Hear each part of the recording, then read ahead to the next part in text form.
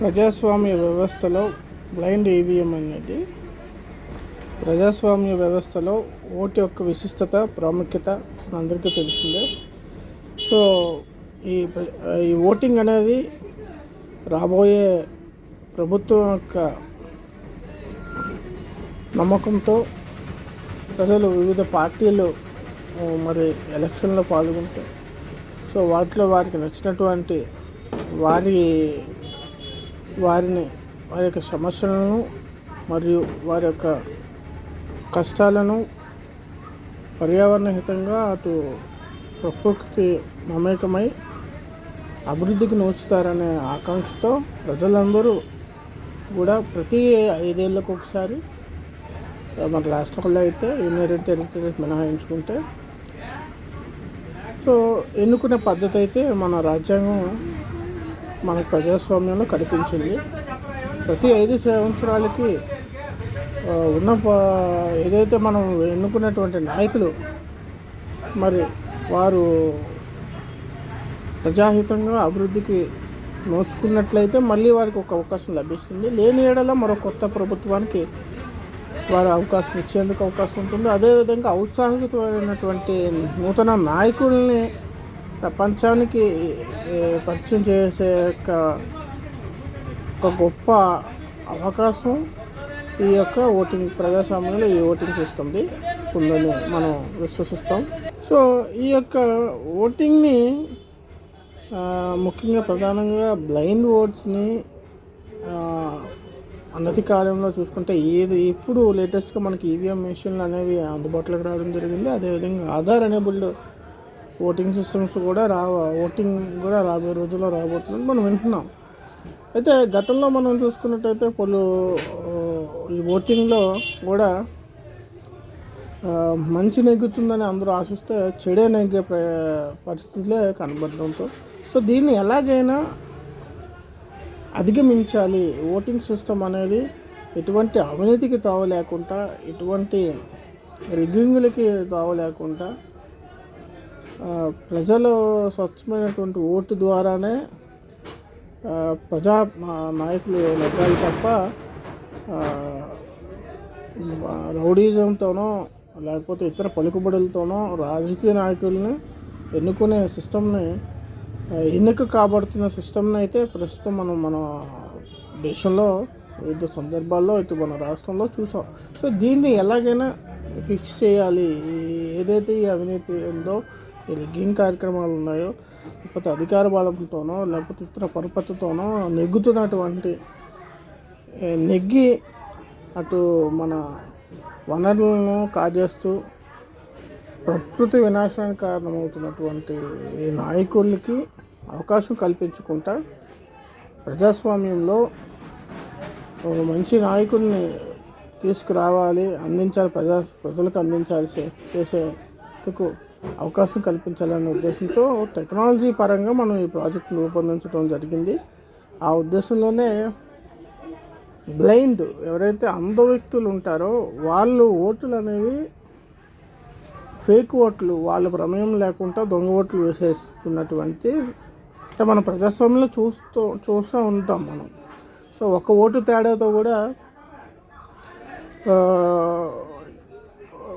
ఒక మంచి మన నాయకుడిని మనం పొందగలగడం సందర్భాలు చూస్తాం. అదేవిధంగా ఒక ఓటు తేడాతో ఒక చెడు నాయకుడిని మనం ఎత్తున పెట్టుకునే పరిస్థితులను ఇంకా ప్రజాస్వామ్యంలో చూడడం జరిగింది. అయితే ఇదంతా ఒక ఏదైతే ఇట్లా బ్లైండ్ ఓట్లని ఆసరాగా చేసుకొని వారి యొక్క ఫేక్ ఓట్లు వారు ఇష్టపడ్డ నాయకుడిని కాకుండా వేరే ఒక నాయకుడికి ఓటు వెళ్ళేలా చూసుకుంటున్నటువంటి సందర్భాలు ఉన్న దృష్ట్యా మనం ఈ యొక్క ప్రాజెక్ట్ ద్వారా ఆ యొక్క సమస్యకి బ్లైండ్ ఓట్లు దొరికినవి కాకూడదు. సో వారు ఎవరినైతే ఎన్నుకోవాలనుకుంటున్నారో ఆ యొక్క నాయకుడిని నేరుగా తెలియజేసే విధంగా ఈ యొక్క టెక్నాలజీని రూపొందించి ఈ యొక్క బ్లైండ్ ఫేక్ ఓట్స్ని ఎలిమినేట్ చేయాలనే ఉద్దేశంతో దీన్ని రూపొందించడం జరిగింది. ఇది మనం ఎవరైతే బ్లైండ్ ఉన్నారో వారు సో మనకి ఎలాగైతే ఈవీఎం ఉంటుందో అట్లాగే ఉంటుంది. సో ఇక్కడ మనకి కమాండ్స్ కూడా ఉంటాయి. అండ్ మనకి ఇక్కడ ఒక వాయిస్ అసిస్టెన్స్ కూడా ఉంటుంది. ఇది మనం చెవిలో పెట్టుకోగానే మనకి వివిధ పార్టీలకు సంబంధించినటువంటి కంటెస్ట్ చేసినటువంటి పార్టీలు, అదేవిధంగా నాయకుల సమాచారం ఇందులో మనం పెట్టుకోవడం ద్వారా, చెవిలో పెట్టుకోవడం ద్వారా మనకు తెలుస్తుంది.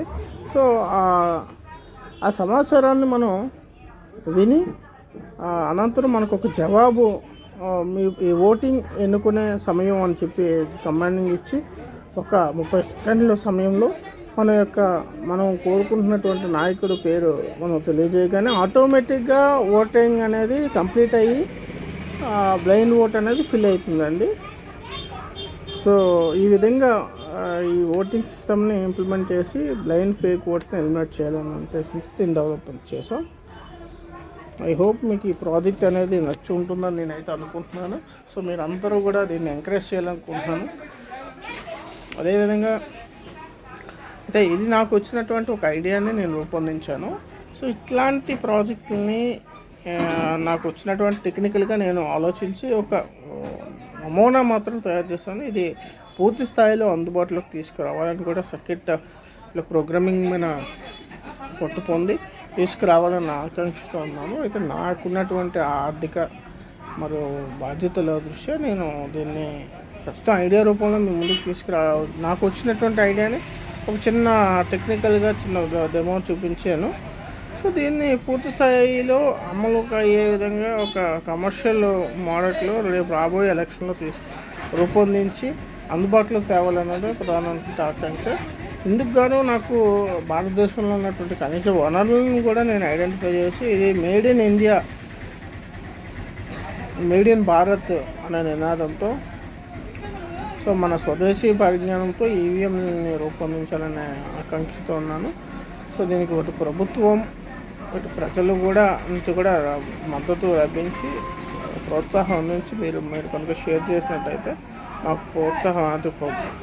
సో బేసిక్గా నేను చదువుకున్నది ఇంటర్మీడియట్ చదువుకున్నాను, ఉన్నత చదువులు చదవాలనుకున్నా నాకు అవకాశం లభించిన కారణం చేత ఆ సమయంలో నాకు ఉన్నటువంటి ఆర్థిక పరిస్థితులు వల్ల ఉన్నత చదువులు చదువుకోలేకపోయాను. సో ఇది ఒక సమస్యగా ఉంది నాకు. సో దీన్ని ఓవర్కమ్ చేయడానికి కనుక సపోర్ట్ లభిస్తే సో ఇటువంటి మరెన్నో ప్రజలకు ఉపయోగపడే ప్రాజెక్టులు రూపొందించి సమాజంలోకి తీసుకురావాలని అయితే అనుకుంటున్నాను. Thank you. మీ అందరూ సపోర్ట్ చేస్తారని, మీరు లైక్ చేస్తారని, షేర్ చేస్తారని ఆకాంక్షిస్తున్నాను. Thank you.